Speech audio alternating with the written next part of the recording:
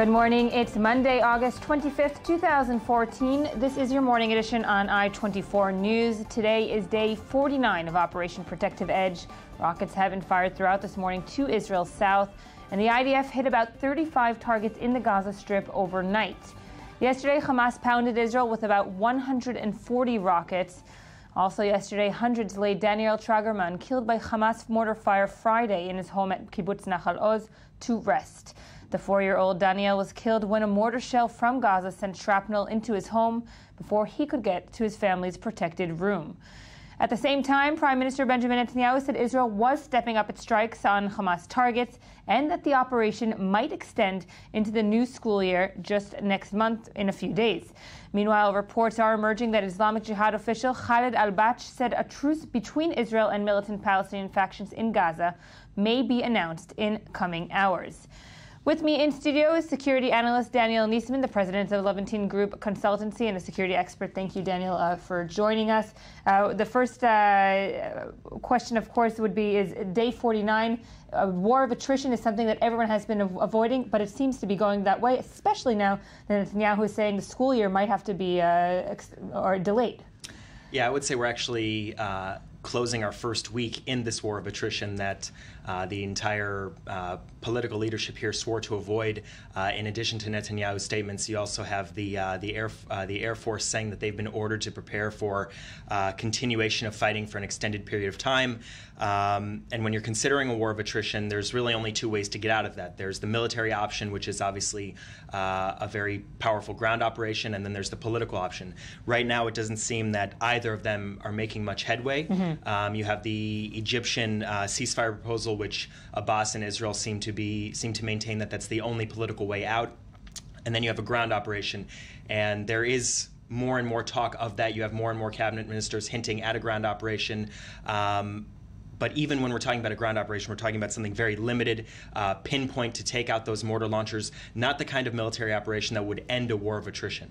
Because many critics will say from the beginning that there was really no plan, and nobody thought we would be coming, we would get to day 49 without, and despite the fact that we had already been in Gaza, we had a ground operation, and the rockets haven't stopped. Is there another solution to the rockets besides a ground operation?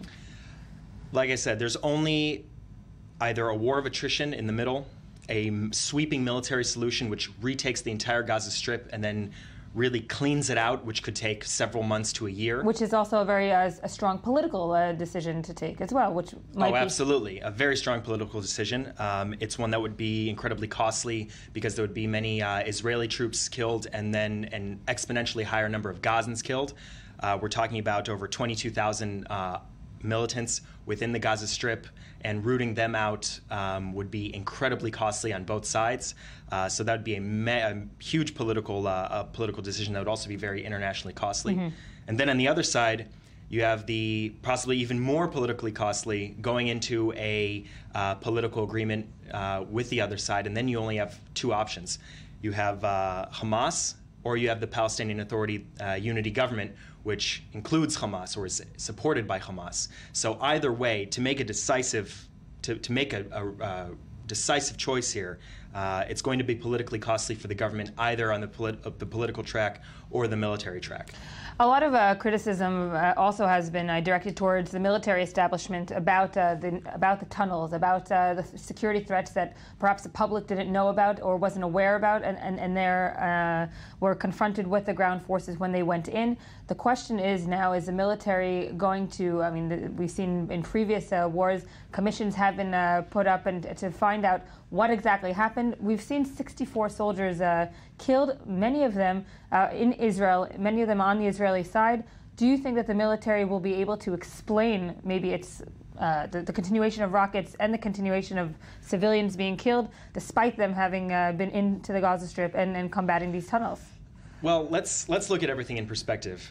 The Gaza Strip is probably per capita the most militarized area in the entire world. It's probably the most intensive combat zone in the world, greater than, let's say, Fallujah during the U.S. occupation, greater than some of the areas in Syria and Iraq right now. Mm-hmm.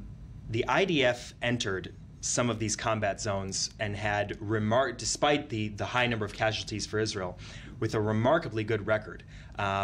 I would say any other military in the world, even the most professional ones, would have gone in there and would have taken maybe 3 times the amount of losses. You hear stories from the military that entire rows of houses have been mined completely, and that's why you see the huge destruction, because one tank shell ended up setting off these mines and blowing up the entire house. So in terms of the number of losses, I would say that it's unfortunate. It's actually quite low, even though the Israeli military sets itself to very high standards. From the intelligence aspect, we said the Israeli government sets the military to even higher standards. So I'm sure there will be questioning about why were the extent of the tunnels not known, the actual number, why wasn't that anticipated? On another front, why were the locations of the Hamas commanders not yet known? Why did it take 5 weeks into the operation to actually target some of these main leaders to deter them?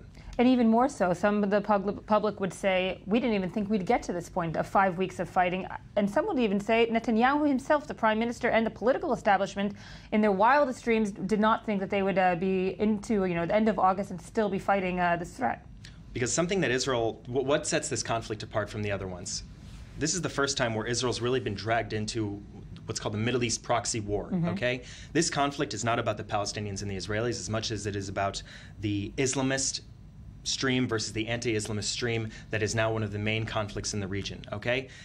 Meaning when Netanyahu compares Hamas to ISIS, for instance, he's making a clear comparison? I would say that's more of a political comparison. Yes, they have a lot in common, but they also have they're not so similar. But what I'm talking about is the Muslim Brotherhood stream versus their opponents, which on their side you have Qatar, Hamas, Turkey, the Muslim Brotherhood branches, and all the other countries. And on the other side you have Egypt, Saudi Arabia, and who is their proxy now? That is Israel. Because Egypt was squeezing Hamas ever since Morsi, the President Morsi was ousted last year in Egypt, Hamas has been pushed into a corner. Okay, they've been pushed into a corner politically, militarily. They tried to reconcile with the Palestinian Authority. That didn't work, so they've been pushed into this corner. Now they're trying to fight their way out through Israel. And when we ask ourselves, back to your original question, why this conflict is continuing so long, ask yourself, why is the Islamist, anti-Islamist conflict continuing? And only when that's the context that you have to place this current conflict in. And that's why both sides are sticking to their guns, because you have Qatar not wanting to lose, seeing it as a zero-sum game. And then you have Egypt also not wanting to lose. And because those gaps are so far apart, let's say in the negotiations, and Qatar is pushing Hamas to keep fighting, pushing them, that's why you have the fighting continuing for almost 50 days. We're going to get a quick update now from Tal Shalever, I-24 News diplomatic correspondent. Tal, you're this morning on the Israeli-Gaza border. What's the latest from there? Good morning, Yael. After a relatively calm night, rocket fire did renew this morning with heavy barrages of rockets on the communities around the Gaza border and to the cities of Ashdod and Ashkelon. And it's been a very tense few days. In the past few days, almost every day, there have been more than 100 mortar shells and rockets shot each day to the Israeli communities on the Gaza border. And Hamas is definitely now focusing its fire on specifically these communities close to the Gaza border, in which the Iron Dome does not give full protection. And we're here at the Erez border crossing, where yesterday 3 people were injured from a mortar shell and were evacuated for treatment at the Barzilai hospital in Ashkelon. The Erez crossing usually serves Palestinians trying to leave Gaza to Israel, and has been open throughout almost all of the operation, especially for injured Palestinians who are transferred from here to Israeli hospitals. So yesterday, following the attack, the Defense Ministry did decide to close this crossing. But this morning, the manager of the crossing decided to open the crossing in any case, to continue to have Palestinians that need medical treatment to go on and to be transferred to Israel to get that medical treatment. We'll be meeting a few of them shortly, and of course we'll be updating. But all in all, the residents here many of them have already evacuated. A large large majority of them have already evacuated following this very tense weekend. Since Friday, all of the communities here have been targeted by heavy barrages of rockets, so many of them have left, and the big question now is uncertainty and a lot of confusion regarding the opening of the school year next Monday. That is something that both the Israeli Prime Minister and the Education Ministry are now trying to deal with. Home Front Command will be going by the schools around the area, trying to determine exactly which school is safe enough to be opened, but many of them are empty in any case because the parents have evacuated their children and refusing to come back until they do know and they are assured that there's a long-term calm underway. Tal Shalev there at the Israel-Gaza border, thank you for that update. Of course, we will be receiving updates from you throughout this morning. Tal spoke about, of course, the first child casualty since the current conflict began. The death has added fuel to the fire in the south. Of course, residents are increasingly angry at the constant rocket fire and lack of a solution. And as Tal said, the school year is due to open on September 1st, just next week. Our I-24 News correspondent Charles Biebelzer went to Nachal Oz, a small community where 4-year-old Daniel Tragelman was laid to rest. An immense tragedy laid bare as 4-year-old Daniel Tragerman was laid to rest on Sunday. Killed 2 days earlier when a mortar shell struck the Nachal Oz kibbutz, the agony felt by his family was palpable. My dear Daniel, I don't understand what is going on here at all. I can't believe I'm here at the cemetery. You are the love of my life, perfect child. Smart, sensitive, always mature for your age. Beautiful, so beautiful. I'm trying to understand, and I can't. We were the happiest family in the world. You were born and there was joy at home. A year later, little Ori came into our lives as well. My Daniel, we want to say thank you. Thank you that you taught us to love. You taught us to be parents. You taught us to smile. You gave us many moments of joy and pride in such a short time period. This was a small affair, unlike previous funerals held for lone soldiers, for example, which were attended by tens of thousands. In this remote region of Israel's south, it is still not safe for masses to congregate. But Israeli President Reuven Rivlin did make an unannounced visit in a show of solidarity, although eyebrows were raised by the total absence of elected government officials. We lost you, Daniel. Precious Daniel. We were so afraid from this moment. We saw pictures of destroyed children's homes, classrooms with damaged tables, and playgrounds that were hit by mortar shells. We saw children's games that were damaged and empty swimming pools. But after nearly 7 weeks of war, the region remains a veritable danger zone. Before the funeral even began, we were told on 4 separate occasions that should a code red alert sound, we would have only 15 seconds, if that, to find shelter. Even the deepest of sorrows provides no escape from reality, which is fueling frustration, if not outright anger, amongst Israeli Southerners. Between the military road and the diplomatic one, for 14 years now, Daniel is paying the price. He stays now in the sky with the football shirt of the Argentinian national team, finds friends there to play football, kick the ball, run, score the goal, beat the bad people. After an emotional, if not tragic day, I'm standing just a few feet away from where 4-year-old Daniel Tragerman was buried. While we were here during the ceremony, we heard multiple audible explosions nearby, reminding us that the South still remains a place of danger and that after nearly 7 weeks of Operation Protective Edge, the rockets continue to fly, each one representing, unfortunately, another potential tragedy right around the corner. With us also is the political blogger Tal Schneider. Tal, thank you, of course, for joining us. Up until now, we did speak about the military aspect and the strategic aspect in the region, but there's also a very strong political aspect here. And this, of course, is Netanyahu trying to juggle between his political aspirations and his security cabinet to actually bringing, safety and calm to the residents of the South, something that doesn't really go in sync at all times. It doesn't go in sync. This government, you have to say it for Netanyahu, he didn't try to, solve the issues. He was we call it the king of status quo for many years now. So it all came down to this operation, whereas the Palestinians, specifically in Gaza, decided status quo is not on our agenda. The person with the initiative right now in the last 48 hours is actually Abbas, President Abu Mazen of the Palestinian Authority. We do have next month the General Assembly of the UN. It's the timing of Abu Mazen, the timing of Abbas is doing it. I mean, he's done it 2 years ago, and Israel resisted and intervened. Asked the U.S. to stop it from going to the UN and asking for a Palestinian state. Now we are, 24 months later, lots of dead, lots of damage done in this area, and Abbas is again within a diplomatic initiative. Some in the Israeli government who are trying to challenge Netanyahu from the right or from elsewhere are saying this is state terrorism, they call it, or I'm looking for the right translation. This is something that is hurting us. Yeah. No, it's not state-sponsored. It's a diplomatic terrorism or diplomatic aggressiveness or stuff like that. It's a problematic to choose those kind of words when you want to try to emphasize that terror is wrong, and when terror is shooting at civilian population, then doing diplomatic steps shouldn't be.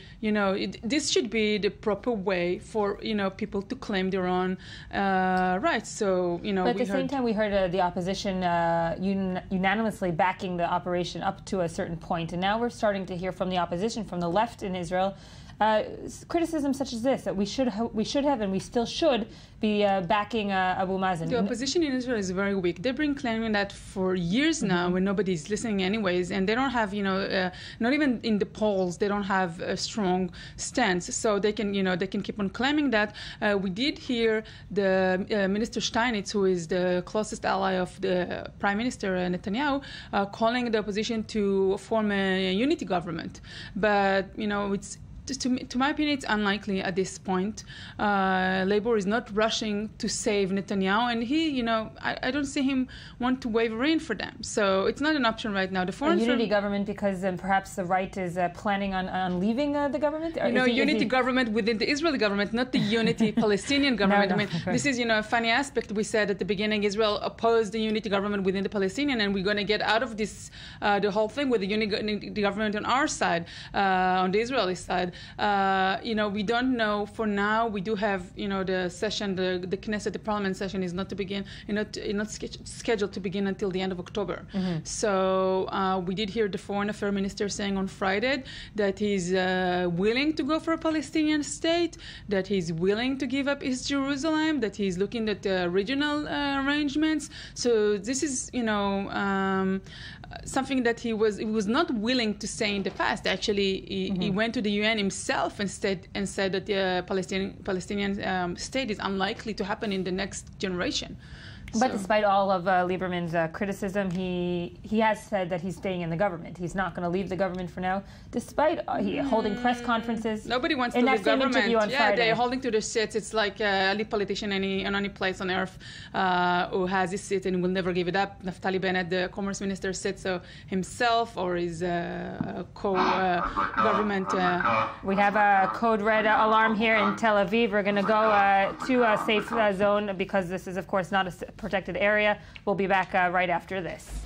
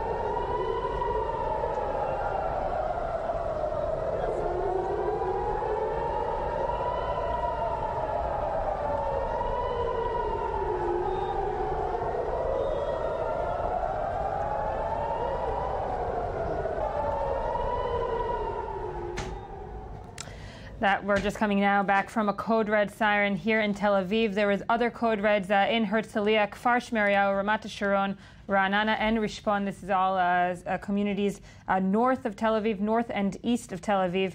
And of course, we will be updating you about these rockets that were fired from the Gaza Strip towards the center of Israel this morning. This, of course, Daniel, comes at the heels of what we started with this morning, saying the Islamic Jihad is saying that a truce might be near, that they can't longer withstand the fighting. Obviously, there are other parts of the Gaza Strip that would like to continue it. Right. So what we're actually seeing this morning is a very, very notable rift between Palestinian factions, notably between the two strongest factions, which are Hamas and the Palestinian Islamic Jihad. It's very, very notable that two very, very senior leaders in the Islamic Jihad came out this morning and said, we're only hours away from the ceasefire. That was Khaled Batash. Right after that, you have two Hamas members, Osama Hamdan in Beirut and Izzat al-Rishek, who's part of the Politburo, saying, no, there's no ceasefire that's been agreed upon. If there was, we'll let you know about it. It could be that the Palestinian Islamic Jihad, which has been hit very, very hard in almost all aspects, and is even closer to the Egyptians than Hamas now, is trying to push Hamas into a ceasefire. These rockets that we're just seeing now, this could be language by probably Hamas to either show that to raise the stakes a bit, or to message the other factions and Israel regarding a ceasefire, if indeed it hasn't been deciphered yet. We should also note, however, that the group which claimed rocket attacks last night on Jerusalem was not Hamas, it was the Islamic Jihad. So you do have both groups which, if necessary, are willing to continue the fighting while this Egyptian ceasefire is being worked out anew. Because throughout also the conflict, the Israeli military has said it hit Hamas very hard numerously, and then the Israeli public says, but the rockets are still coming in. Can we, at this time, quantify how hard we've hit these different factions? So it's important to put everything in perspective. And it just goes to, it's a testament to the sheer size of the rocket arsenal that all of these groups have now amassed. So if the group started off between 10,000 to 15,000 rockets, among them hundreds of rockets that can reach Tel Aviv, and the IDF has said they've hit between a third to 75% of them, that means that Palestinian factions can still actually continue fighting for several weeks at this pace, which means dozens, maybe even hundreds of mortars every day to short ranges, and then this kind of drizzle of rockets on Tel Aviv, Israel's economic center, once every day or once every couple days with these homemade M75 right, which rockets. Is more of a symbol, of course, or a kind of declaration than anything else. Absolutely. Tal, lastly, of course, we do have to break, but this has also been a part of the kind of duo or trio between Gantz, Ya'alon, and Netanyahu. We're going to start with that right when we got back. We do need to go for headlines, and we'll be right back.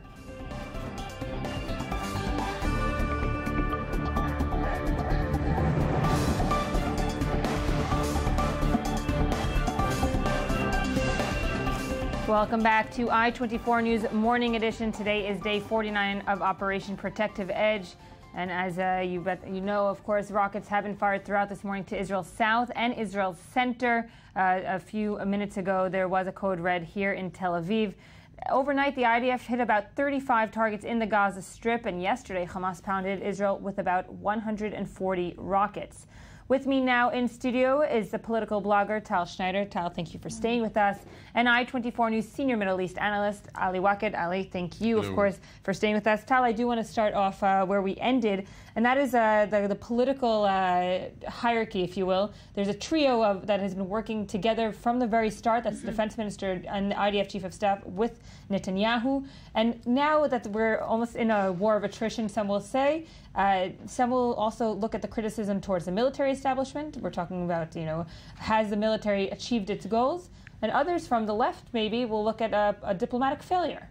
Where does Netanyahu and Ya'alon, his only maybe comrade, in the security cabinet stand? Well, according to what happened in Israel last week, Netanyahu said that he didn't say it in those words, but he actually cannot trust his cabinet ministers anymore, and that's the reason he's not bringing into the cabinet more, idea or concepts other than what they hearing at the final, when the final stages, which is the military suggested not to take over Gaza and just keep on with this attrition war.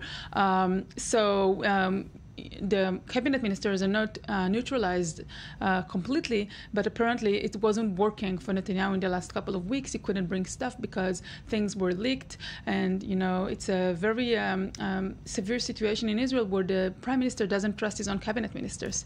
Very problematic. So the military is working with the defense minister and the prime minister in a proper way, according to what we hear now, and there were not disagreements on the table. I mean, they're not out there. The strategic ideas were limited to not taking over Gaza and just continuing what we're doing until now, which seems to me, very tiring for the Israeli population, but not, the problem are not surfaced in the worst way yet. As you said before, we are looking at September 1st for the beginning of schools, and I suppose that the public support will start to wear off at this point. I mean, Netanyahu is still getting a lot of public support. More than half of the population thinks he's functioning very well. It also started... Despite the fact that rockets are still coming in. We're a week before the opening of the school year. He had more public support at the beginning of July, and now we are at the end of August. He's still having, the majority of population supports him. But, I have my own feelings and, gut feelings. It's not based on research, but September 1st will be a breaking point because you have an entire population at the back, at the south of Israel, cities and small communities cannot start school after 2 months of being on the road with their kids. This is way too much. So I suppose the public support for the prime minister will wear off, and then with that probably we're going to see other public reaction. And it's from the beginning, Netanyahu has each time given a new goal for the operation. He kind of changed it from quiet will be responded with quiet, then it was demilitarization of Gaza, and now no one's talking not about quiet and not about demilitarization. It's still unclear what the actual end goal is. Is there an end goal that you can maybe decipher from Netanyahu's the foreign rhetoric? minister himself, a cabinet minister, and the most senior, maybe other than the defense minister, said on Friday night that Israel is conducting itself without a strategic plan. So who am I to say something else? I mean, Israel doesn't, it didn't bring to the table anything before that. As we said before, Netanyahu is the status quo king. He wanted everything to keep on going the way it did. Defense minister himself said back in April that this is a manageable conflict. He never intended to solve it. So Israel never had, in the cabinet, they never had in the last few years any discussion regarding Gaza. They just, deal with it step by step. Not, you can say that we don't have any leaders here in this area, both sides, who are looking at, the general spectrum and looking at the future of the Gaza and the Palestinian people and the future of the Israeli, specifically the Palestinian people, which Israel occupied them and doesn't even look beyond, conducting the conflict and looking at their way of life, at their level of life, at their civil rights. So, And so far throughout, the IDF has, of course, continued to target many areas of the Gaza Strip, raising the destruction there to new levels of intensity. Let's take a look at this following report, and then we'll continue. 2 multi-story apartment buildings were bombed by the IDF in Gaza on Saturday and Sunday, reportedly injuring scores of citizens and pushing the Gaza death toll past 2,100 people. The strikes are said to have been preceded by warning leaflets distributed by the Israeli Air Force. The last thing we were expecting is that they target a civilian residential tower where there are around 500 to 600 people. They said that they targeted the resistance. There is no resistance here. We are civilians here. This marks the first time since the launch of Operation Protective Edge that an Israeli military airstrike brought down an entire building, suggesting a worrying new trend by the Israeli Defense Forces. In the airstrikes on Saturday, at least 10 Palestinians were killed, including 4 women and 3 children, and hits on 2 homes in central Gaza Strip. This is shocking. This is another eviction. It is another eviction of the people of Gaza. We woke up to see this shocking scene. The 48th day of Operation Protective Edge sees the humanitarian situation in Gaza growing increasingly dire. With electricity and water becoming scarce, residents are forced to transfer continuously between temporary shelters. And as rocket fire from Gaza towards Israel continues, the Palestinian factions insist Israel must end its 8-year blockade of Gaza if a ceasefire is to be reached, while Israeli officials have said they must first have their security needs met in any potential deal. For many citizens of Gaza, however, it may already be too late. And we just want to update that it is still being checked, but the code red sirens heard in the center of Israel may have been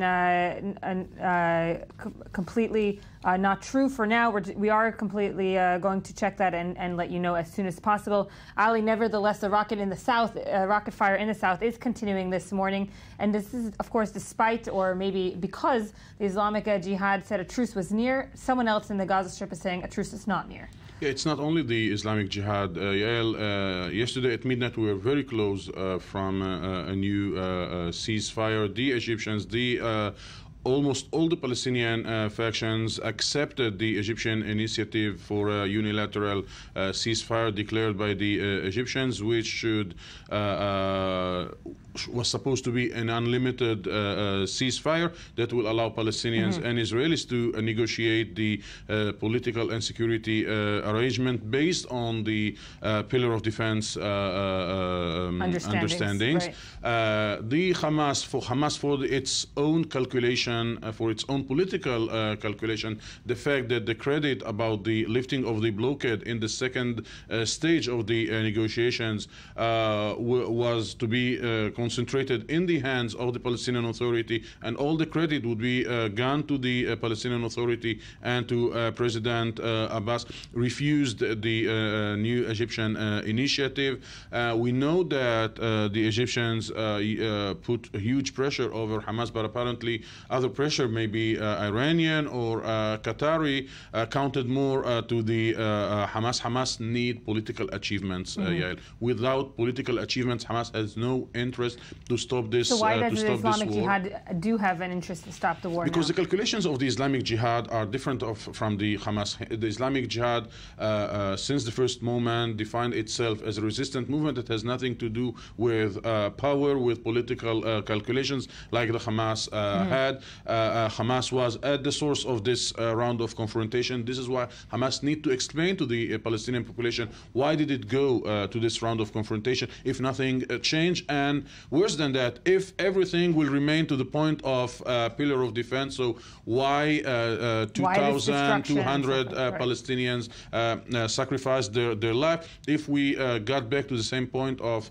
2011, 2012? The Islamic Jihad want to rest. The Islamic Jihad want to conserve its arsenal. Plus, the Islamic Jihad have different calculations. But it was not only the Islamic Jihad yesterday. It was all the Palestinian factions, the PLO factions, plus the Islamic Jihad. The Hamas, who so understood that it can be the beginning of the end, without any concrete political achievement, refused once again the initiative. But can they go at it alone, Hamas? Now that even the other Palestinian factions are pushing for a truce, can Hamas continue with this attrition alone?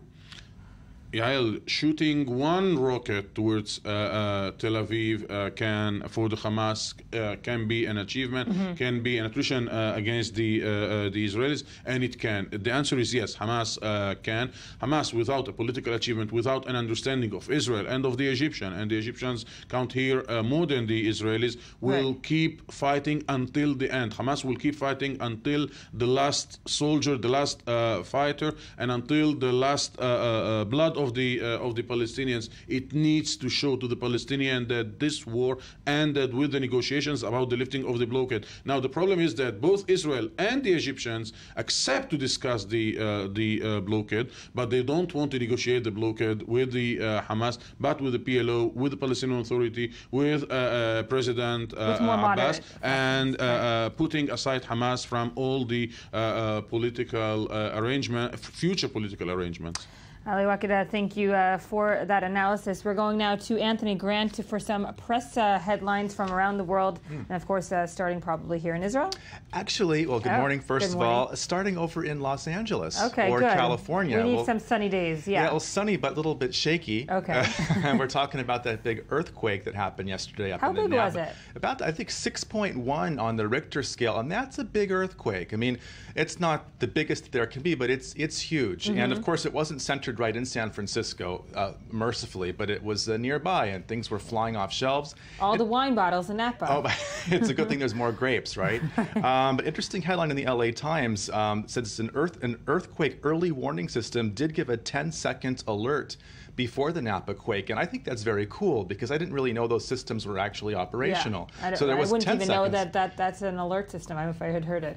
Yeah, it's. I don't even know how it really functioned, but the article says that with time, there could be a system that will give 40 to 50 seconds warning, which for the so-called big one in Los Angeles with the San Andreas Fault could actually save lives. So science is coming progressing here. In this region, we're all too trained for these warning systems. Signs. Yeah, so Mother Nature over there. What else do you have? Haaretz very quickly has a story about our arms imports to Israel in danger. Kind of an analytical piece there based on recent events. Interesting also, I want to go straight to actually a story from the Egypt Independent because we were talking just to Ali about Egypt. Yesterday or the other day, Sisi in Egypt gave an interview to a lot of the Egyptian media. And this headline from the Egypt Independent, it says that Sisi reiterates support for Palestinian statehood but slams Muslim Brotherhood media campaign.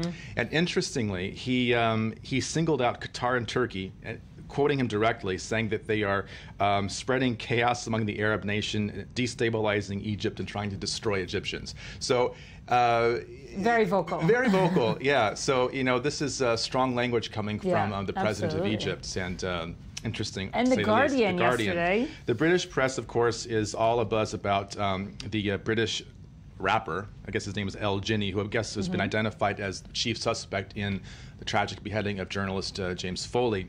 The article here in The Guardian says that British jihadists should be stripped of citizenship, according to Tory MP David Davis. Wow. So it's very strong language, and he said in an article that the British jihadists should be treated as traitors and should be stripped of their British citizenship, even if it countervenes international law. So this is obviously a phenomenon. We spoke with our correspondent there in London last week that it's not new, but now we're seeing evidence, of course, of this. Ali, when you hear stories such as this, James Foley and ISIS, and you hear Netanyahu comparing Hamas to ISIS, a comparison that some don't, of course, agree with. The phenomenon, though, of jihadists going from Western Europe into the region is not something new. It's just now it's becoming a headline. Yeah, of course, it's not something new, but the numbers are growing more important every day. Yesterday, I saw a report about the youngest jihadi, age of 13, fighting to the side of his brother with the other fighters of the ISIS. The problem is, Yael, that the comparison of Netanyahu was false because of the fact that the Salafist and the Muslim Brotherhood had very long-tended relationship. We saw that the Salafists preferred going with Sisi, General Sisi, in the presidentials than with the Muslim Brotherhood. But the pictures, the footages of the collaborators or suspected collaborators in Gaza executed the way they were executed, we cannot avoid the comparison between Hamas and the Islamic State. We need to talk more about this, but on the political base, the ideology is different. The tools that the two parties adopt are totally different. Ali Wakida, thank you for that. Anthony Grant, you'll be back with more headlines, of course, from the web. We'll be back very soon after these headlines.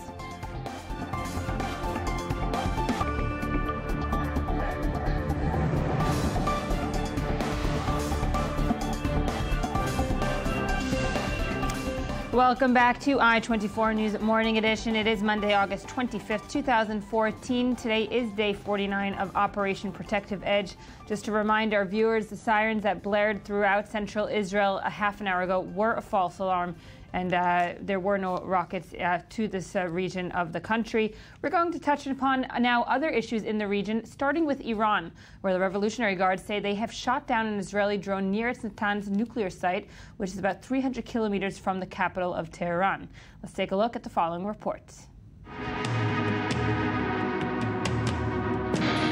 The Fotros is Iran's biggest domestically developed drone, and its unveiling is the peak of continued efforts by the Aviation Industries Organization of the Iranian Armed Forces. The drone can be used for reconnaissance and surveillance, and once armed with air-to-surface missiles or other types of rockets, has the potential to carry out combat operations. Iran unveiled its first domestically manufactured long-range combat drone, the Karar, 3 years ago. It reportedly has an operational radius of 1,000 kilometers and can carry 2 bombs or precision-guided munitions. The first Iranian medium-altitude long-endurance UAV, the Shahed 129, was unveiled in September 2012. It's capable of carrying out combat and reconnaissance missions for 24 hours. In the meantime, Iran's protege from Lebanon, Hezbollah, has tried to operate drones against Israel. The first launch of the Ababil drone took place during the Second Lebanon War and was intercepted by jet fighters of the Israeli Air Force. Another attempt took place in October 2012. 2 Israeli F-16 fighter jets shut down a drone that flew above the southern skies of Israel. Hezbollah head Hassan Nasrallah took responsibility and claimed that prior to its shutdown, the drone had managed to fly over some IDF bases.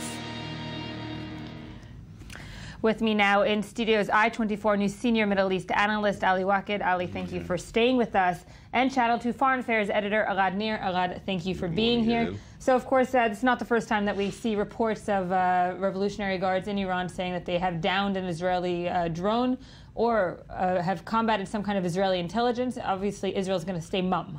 Israel does not react to these allegations. 2 interesting points regarding the statements of the Iranians' official news agency yesterday.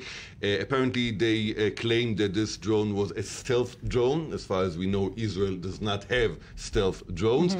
And secondly, they did not present any evidence to this drone that they allegedly... Which they usually do as well. They usually do, no doubt. One more interesting point is that they said that they will retaliate in a proportionate manner regarding the discussion, the discourse these days about proportionality in Israel's reactions to the Hamas attacks. So apparently we are still waiting for anything. Maybe if it's so proportionate and it didn't happen, they won't react. Ali, can we tie between this report coming out of Iran to what's happening between the regional powers through the Gaza Strip? Well, what I heard yesterday from an Iranian friend, he told me that Israeli Prime Minister Benjamin Netanyahu is talking about a new regional horizon open for Israel, hinting about the close coordination between the Israeli security services and the Saudi security services. We know that other than Israel, Saudi is even more the bigger rival of and enemy of Iran than the Israelis. What this Iranian journalist hinted that there might be an Israeli-Saudi coordination in this operation that, as Arad just said, we don't have any evidence that it took really place yesterday in Iran. But the Iranian have some reasons to justify their attitude vis-a-vis the international community, but also vis-a-vis the Iranian public, that more budget should be invested in military and in defense resources than in the day-to-day life of the Iranian. And it comes in a moment where in Iraq a big battle is taking place between Iran and Saudi Arabia. What is strange in this battle that the Iranian and the Americans are sharing the same strategy vis-a-vis the Islamic State, while Western countries and the Iranians and the Iraqi government are accusing Qatar and the Saudi Arabia of supporting the Islamic, especially the Islamic State in Iraq. What the Iranians hinted yesterday that the Israeli Air Force could have used the Saudi airspace in order to launch this operation of the drone. And you mentioned, of course, the Islamic State, and I do want to put another regional actor into the mix. Of course, this is Turkey. A few days after Erdogan is now president, there is a new prime minister. Has that changed anything in terms of strategy in the Islamic State battle? Well, Erdogan is going to be inaugurated in 3 days' time on Thursday. There's going to be a big inauguration ceremony. They claim that unprecedented, nothing that was seen before in Turkey. Erdogan promises a new future for a new Turkey. Wonder what kind of a new Turkey he promises. No doubt that Erdogan is now the strongest politician in Turkey. Well, he has many, and I can't say enough, many challenges in front of him. One of them is, of course, as you mentioned, the Islamic State, which gains more power to the south of Turkey. Well, yesterday there has been some reports, mainly by The Guardian, about the Islamic State warriors trying to establish safe passage from Turkey into Iraq through for their volunteers coming from Europe through Turkey in order to join their troops and fight with them. This was not verified by any other sources. There's no doubt that Turkey has to position itself regarding the Islamic State. In the very beginning, there were allegations that were denied, but eventually proved that the MIT, the Turkish security services, did help ISIS at the time to fight Assad. They cleared anything that could help them against Assad at the time, and this mainly or probably did help to feed and grow that beast that became to be the Islamic State. Now they have to check the position to see where they align themselves with, which is unclear. This is also criticism towards Erdogan's strategy, which, as you said, his strategy in Syria is now showing up today. And it's also his political strategy by getting Gül, moving him from the picture. He stayed, as you said, the most powerful politician today in Turkey, but with a shaky kind of balance. Well, coming back to Erdogan, I know him for many years, and I've been following. I met with him. From the very beginning, I never believed that Erdogan is going to bring Turkey to be part of the European Union. Erdogan used the platform, the access process, the accession process to the European Union in order to dismantle the Turkish army from its privileges within the Turkish constitution, and he was quite successful doing this. At the time, I was convinced that his aim is to make Turkey more Islamist. Eventually, it seems that Erdogan did change his path, and he's trying to make Turkey more Erdoganist rather than Islamist, which he did in quite a successful manner. The fact that he did not choose Gül to go back to the prime ministry in the Russian Putinist model is that Gül is considered more powerful politically within Turkey. He has a political base. Ahmed Davutoglu. Because he's more also moderate as well. I'm not sure that he's moderate. I'm not sure that he's more moderate than Erdogan in his views. He's probably more moderate in his manners, in his speech, but not in his outlook. Ahmed Davutoglu does not have any political base. This is a very good, a very significant benefit regarding Erdogan, because he can be still manipulated by Erdogan, who supplies him and supports him regarding the political base within the AKP party and within the parliament and within the whole political sphere in Turkey. So if we bring the new challenges that Erdogan and definitely other leaders in the region, not to say the least the West, couldn't foresee, this is of course ISIS and its the borders. We're talking now about a new kind of arm of a strategic arm, and that's the Kurdish elite female units on the front lines themselves.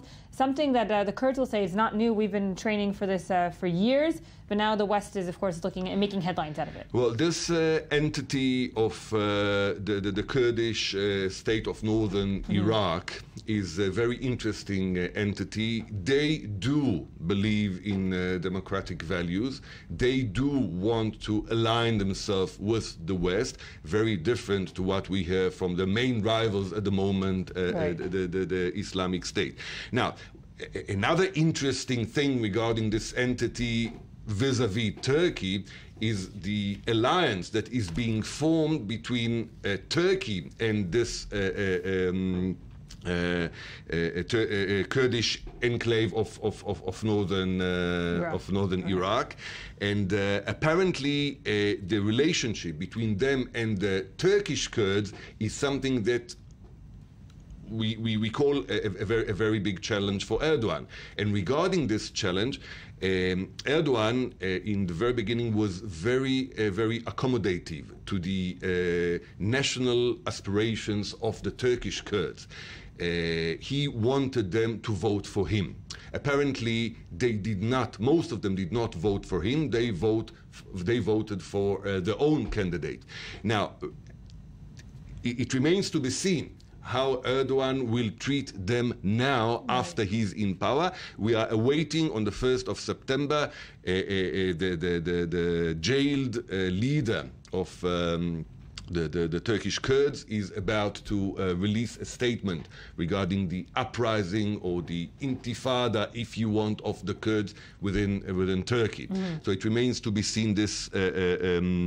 But that's only a specific part within the region. That doesn't. That won't overshadow what happens in other parts in Iraq and Syria and so forth. It may well influence what happens in Iraq, very much so, because the way that Turkey will treat the Kurds in Iraq will reflect on the Turks on the Kurds in Turkey, and this is why it's one package that Erdogan will have to deal with. And Alia, of course, the other arm here is, of course, the West. We're seeing increasing reports that the United States now, I read this morning that also that the Australians are also thinking to go into airstrikes in this region. Is that something that can be seen by ISIS as kind of a threat? Or, as we spoke earlier about Hamas and being isolated, ISIS doesn't really care to be isolated? I don't see ISIS isolated. Everybody whom I talked to yesterday in Turkey, in Syria, in Lebanon, in Jordan about this phenomenon that's called ISIS. I said, who is buying the oil that ISIS is selling? And nobody had a concrete, serious answer. We are talking about a group of militants, 15,000, 10,000, 20,000. Nobody know the real numbers. Who is fighting the Syrians, the Iraqi, the Americans now, and many intelligence services, foreign intelligence services, but still is not only capable to fight back. It is yesterday it enlarged some of the territories that it was occupying in Syria, for example, while the world is concentrating its efforts to fight ISIS. ISIS is capable to stop the Iraqi army on one hand, to fight the Syrian army in Syria, and to enlarge the territories it is taking control. But a couple of notes about the relations between ISIS and Turkey and the whole situation. Turkey is investing huge amounts of money and projects in Iraqi Kurdistan. This is clear. On the other hand, as Arad hinted or said, that the Turkey was indirectly or directly supported the creation and the foundation of ISIS as an opponent to the Syrian regime. Now find itself between the place where they are investing and this investment have important inputs to the Turkish economy, and on the other hand, ISIS is something that the Turkish would like to see keep fighting the Syrian regime. regime. So the maneuvering of Erdogan here is very complicated. On the other hand, Abdullah Öcalan from the Turkish jail, the leader of the PKK, the Kurdish political Labour Party, Turkish Labour Party, is saying that in the coming days there is probably a new hope for a ceasefire, for a peaceful, for a peace initiative with the Turkish government. So I don't see a clear strategic, a homogeneous strategic regarding the Kurdish issue from Erdogan, from the Turkish government. And Yael, this Kurd question doesn't stop in Iraq and in Turkey. Bashar Assad used the Kurdish card as a card to put pressure over the Turkish government. He gave the Kurds arms to fight ISIS, but also to fight Turkey. And now, of course, it's backfiring on the region, and we can say, putting it lightly. Ali, thank you for joining us. Agad Nil, thank you for joining us. Next up are the headlines.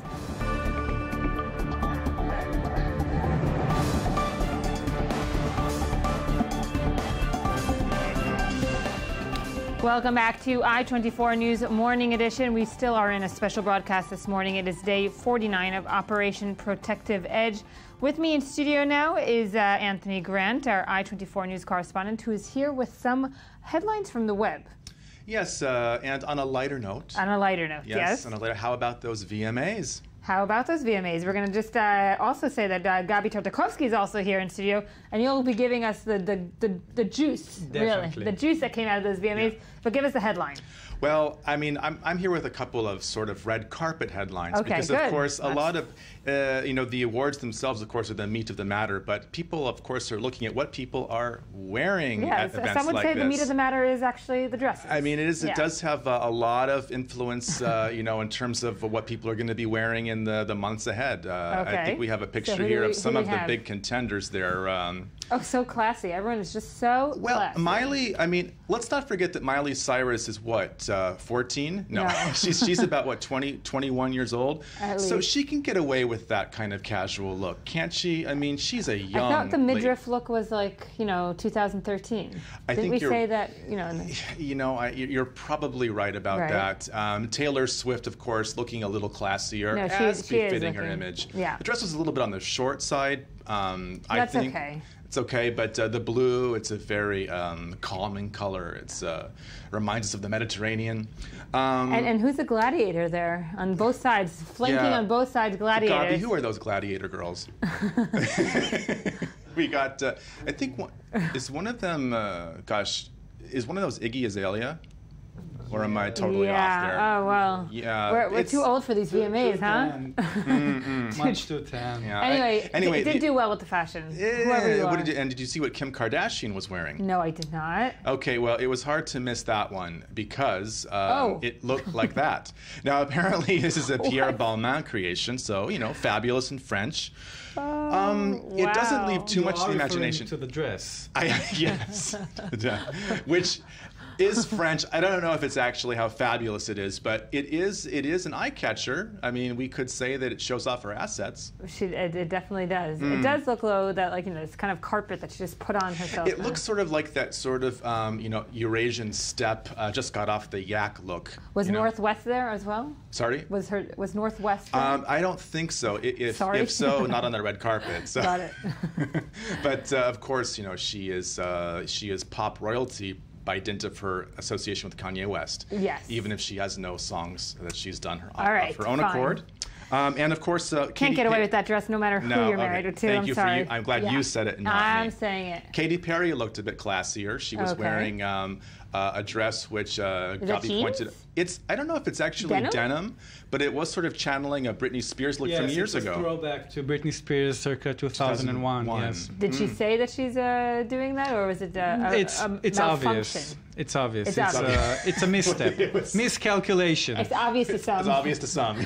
But you know what? It works. It's a good still love you, Katie. I still love you. We all love Katie, and of course, Dark Horse was a major winner. Anyway, so that's we're still talking about that, but also in the vicinity of the VMAs in Hollywood. On a different note, yesterday we had an advertisement appearing in publications like The Hollywood Reporter and Billboard. A lot of Hollywood luminaries signed this letter, sort of criticizing Hamas. So, before I get to that, we have something about Miley Cyrus, how her career took off after last year's performance of with Robin Thicke, and how Robin Thicke kind of fell off the radar screen to a certain extent after that. It's not really fair, but it's kind of true. Right. I'm not really sure the reasons why. What are the conclusions that we can draw?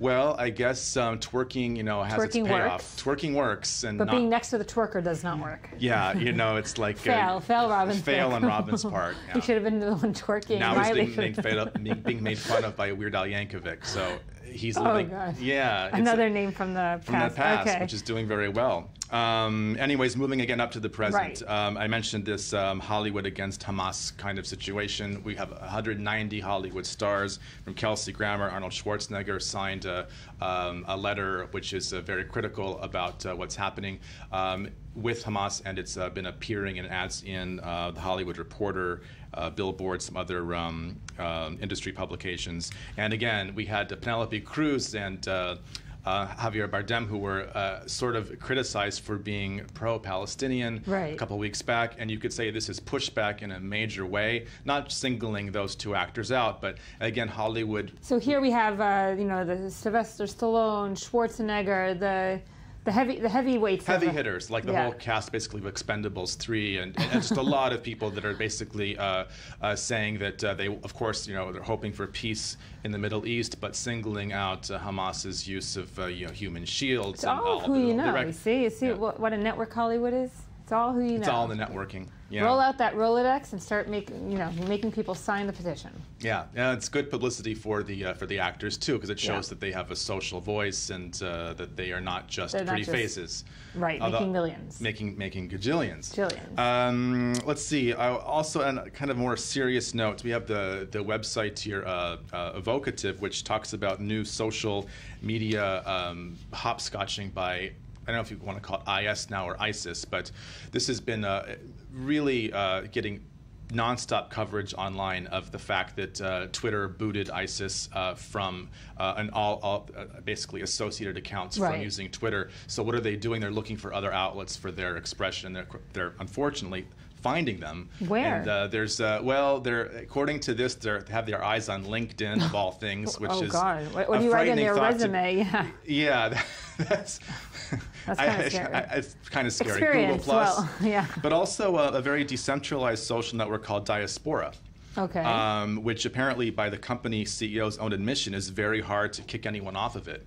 So that's something that I think a lot of governments are going to be looking at and tracking as the situation with the Islamic State, so-called Islamic State, continues to dominate the international scene and the headlines. Right. So. What else do you have? Also, Miami New Times reminds us that Miami is no stranger to the controversy that's connected to Ferguson and the so-called militarization of local police forces, because according to this source, Miami local police departments have been the recipient of sort of just a ginormous amount of military surplus equipment, and including sort of the things like that. Wow. It's dangerous in Miami. You need to have those. It's a flashback to the days of Miami Vice. There you go. We're in an 80s, 90s mode right now. We are. Yeah. Weird Al Yankovic, Miami's Vice. It has to be said that President Obama is kind of talking about ordering a review of this program that lets these local police forces get their hands on this kind of equipment. But in the meantime, they have the equipment. So. Got it. All right. Well, you'll feel safe now in Miami. Anthony. Get some of the meat, the other meat that happened in the MTV. The real stories. The real stories happening in MTV Video Music Awards. And Gabby, you, of course, put your bets down last night. How How right were you? What's the statistics? I was 50% right. Oh, and 50%, that's right of easy. the time. And when you're 50% right, you're 50% wrong. Right. So you were 50% wrong. Let's put it that way. No, I'm 50% right. Now, the MTV Video Music Awards is a wonderful time for us each year to see how old-fashioned are we. So apparently, I'm not that old-fashioned because I placed my bet on Miley Cyrus to win Video of the Year for Wrecking Ball. Right. Now, here's the thing. Wrecking Ball was pretty old considering the other nominees, but yeah, still it seems like it's like from last year. Forever. Yeah. But still, it made such a lasting impression, if you catch my drift. So it did eventually won the big prize. Right. Moving on to the Best Pop Video of the Year, I lost on that category. Ariana Grande with Problem was the big winner in the pop video. I thought and our producer won. Yes, and Amit. Yes, she called it. And she was 50% right, by the way. No, Amit was totally wrong. Totally wrong. Amit's totally wrong. Okay. Not just in the VMAs. She's not here to defend herself. No, that's true. That's not unfair. I was surprised because I thought that Pharrell Williams with Happy would win some kind. Yeah, but he came out Everyone's sick of it. Yes, everyone's too sick of it. But I won again for the Best Female award. My bet was placed on Katy Perry, the lovely Katy Perry, which I love her very much. Clearly. For Dark Horse. Even though she wore denim. Okay. So what? So what? She's an artist. Yeah. She needs to express herself, and she does so beautifully. Okay. Best Male was a big surprise. Ed Sheeran featuring Pharrell Williams won for his video Sing. Okay. This little redhead he toddler. Beat Pharrell Williams. He beat Pharrell Williams. He beat Eminem featuring Rihanna. Wow. We lost that bet. Yeah. So sad day for Rihanna. Sad day for Rihanna. Rihanna can't swing at all. But there were other serious moments during the VMA. The rapper Common led a moment of silence in tribute to Ferguson, Missouri. Mm-hmm. We have a clip, so let's check out Common's tribute. Let's take a look. For the past 2 weeks, the eyes of the nation have been on Ferguson, Missouri. The people in Ferguson and St. Louis and communities across the country have used their voices to call for justice and change, to let everyone know that each and every one of our lives matters.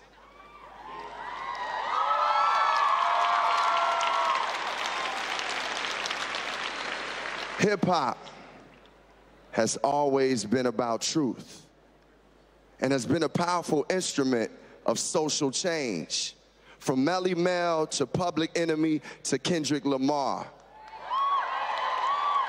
Hip-hop has always presented a voice for the revolution.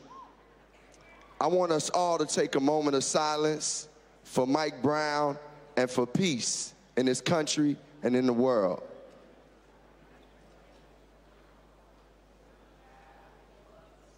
Yeah, give it up.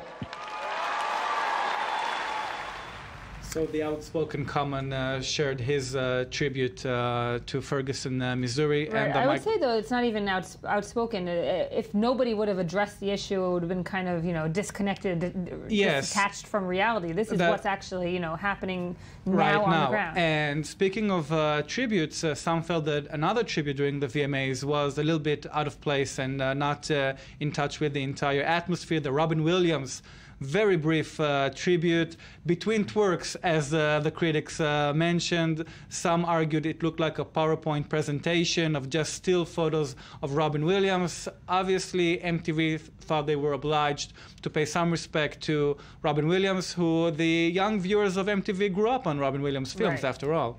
And so not much effort was put into it. Not as much as the Ferguson. quite moving Ferguson tribute. Now, to end with a bang, Beyonce, Queen Bee. Oh, yes. Thank you for giving her full title. Yeah. Yes, received the MTV Michael Jackson Vanguard Award. This is basically the Lifetime Achievement Award that the VMAs is handing out to various artists who contributed in promoting the art of the music video, and Beyonce obviously did so. She's already in a Lifetime Achievement position? Yes. She's an icon. So she can, like, peace out now? Definitely.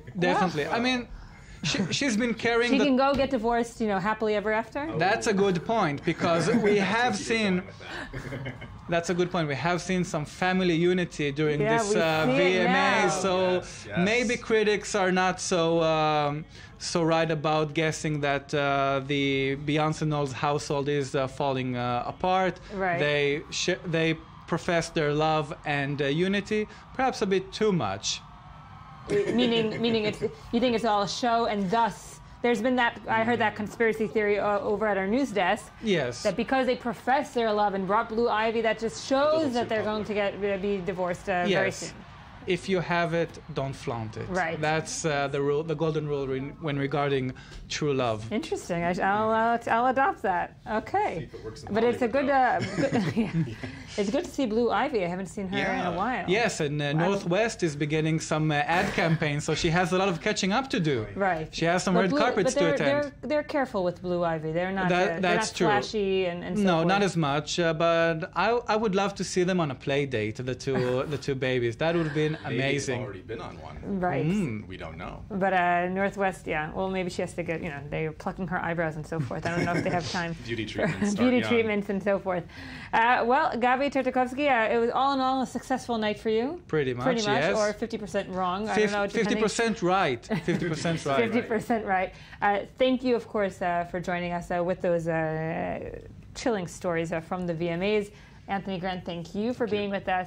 We're going to be back, of course, tomorrow. Tomorrow, we're going to have a special edition. Again, it does not seem that the Islamic Jihad and the truce that they were pushing is going anywhere near for now. I would just remind that the sirens that we heard earlier during the show, about an hour and a half ago, were false alarm in central Tel Aviv. Meanwhile, there have been sirens throughout the morning in the Eshkol region, which is, of course, the region next to the Gaza Strip. We will be here tomorrow. Next up are the headlines. See you soon.